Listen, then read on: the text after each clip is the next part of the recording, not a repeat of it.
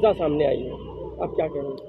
कोई हिंसा का हम कोई भी समर्थन नहीं करेंगे। प्रकाश सोलंकी चाहे कौन से भी पार्टी में हो, कौन से भी पक्ष में हो, लेकिन ये रास्ते से जाना गलत है। कोई भी हिंसा होनी नहीं चाहिए। और जब सारा समाज इकट्ठा होकर मांग कर रहा है तो मुझे लगता है कि सरकार भी इसके ऊपर गौर करेगी। और हम महाविकास आघाड़ी की तरफ से भी आज राज्यपाल महोदय से मिलकर यही बताया है, उन्होंने तो विनती की है कि उन्होंने जल्द से जल्द इसमें दखल लेनी चाहिए और केंद्र सरकार को और राज्य सरकार को बताना चाहिए। इसके अलावा आज मुख्यमंत्री ने कहा है कि पिछली सरकार ने जो है उस वक्त आरक्षण देने के वक्त में जो कुछ प्रक्रिया करने की जरूरत थी वो की नहीं, उनकी ओर से लेट हुआ, उनकी ओर से डिले हुआ है सारा का सारा, उस पर आपके टिकरा हो रहा है। ऐसे मुख्यमंत्री जी तभी के जो भूतपूर्व मुख्यमंत्री थे उनके बाजू में बैठा करते थे। वो सरकार का और सरकार के निर्णय का तभी भी हिस्सा थे और उनके निगरानी में ही जो भी निर्णय तभी हुए थे वो हुए थे। मुझे याद है कि हाईकोर्ट में जो लॉयर्स थे, लॉयर की टीम थी, वो हमारी तब के सरकार ने बदली नहीं थी, वैसे के वैसे सुप्रीम कोर्ट में थी। और मुझे लगता है कि इसमें अभी राजनीति लाना ज़रूरी नहीं है। ये समाज का जो प्रश्न है वो बहुत गंभीर हो चुका है।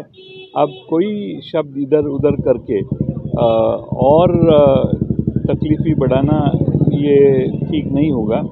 मेरी अपेक्षा है सरकार से, आदरणीय मुख्यमंत्री जी से, कि वो इसके ऊपर चर्चा करे और जल्द से जल्द निर्णय करे, ना विपक्ष को दोष दे। आज सुप्रीम कोर्ट ने नार्वेकर विधानसभा अध्यक्ष को जो डेडलाइन दे दी है 31 दिसंबर तक शिवसेना गुट और बाकी फिर जनवरी में आपका कहा 31 जनवरी। ये बहुत अच्छी निर्णय आदरणीय महामहिम सुप्रीम कोर्ट के न्यायाधीश जी ने किया है। मैं उनका आभार व्यक्त करूंगा। इस देश में न्याय हो सकता है, ये आशा बनाए रखने की बहुत ज़रूरत थी। और ये निर्णय से ये एक मैसेज गया है कि आप मनमानी नहीं कर पाओगे। कोई कहाँ से इस गुट से उस गुट में चले गए तो 10th शेड्यूल का जो वायलेशन है उसको मद्देनज़र रख के न्याय होना चाहिए।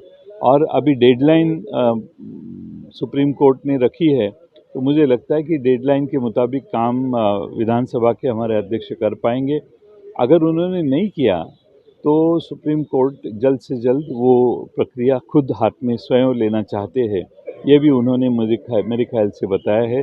और इसीलिए हम अपेक्षा करते हैं कि विधानसभा के अध्यक्ष इसके ऊपर जल्द से जल्द निर्णय करें। एक आखिरी सवाल कि आज मुख्यमंत्री ने जो कहा है कि हमें कुछ और वक्त चाहिए, शिंदे कमेटी ने अपना पहला रिपोर्ट सबमिट किया और रिपोर्ट सबमिट होनी है, कैबिनेट में कल मंजूर हो, 2 महीने का वक्त बढ़ा के मांगा, एडवाइजरी कमेटी भी गठित। मेरे ख्याल से स्वयं मुख्यमंत्री जी जरांगे पाटिल जी को मिलने को गए थे और वहाँ पे उन्होंने उनको आश्वस्त किया था कि मुझे 1 महीने का वक्त दे दो।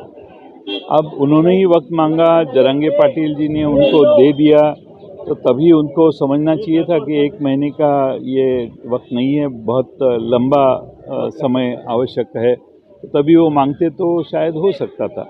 अब कुछ नहीं हुआ है। 40 दिन में क्या किया, इसका हिसाब भी जनता के सामने आना चाहिए।